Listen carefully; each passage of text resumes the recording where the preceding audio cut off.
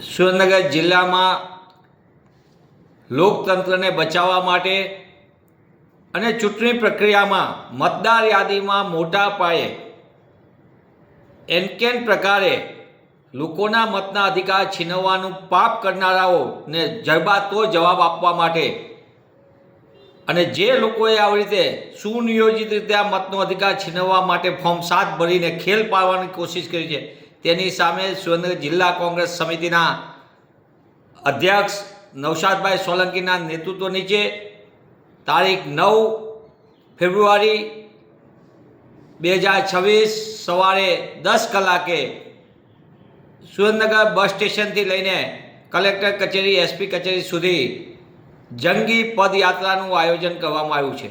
આ પદયાત્રા ધરણા પ્રદર્શનનો હેતુ એકમાત્ર છે કે આપણને સંવિધાને આપેલો મતનો અધિકાર, એ ગરીબ હોય કે તવંગર, સામાન્ય માણસ હોય કે બંગલામાં રહેતો, દરેકને એક મતનો અધિકાર મળે છે। મતના અધિકારનું રક્ષણ માટે કોંગ્રેસ પક્ષ સામૂહિક રીતે આ પ્રયત્ન કરી રહી છે।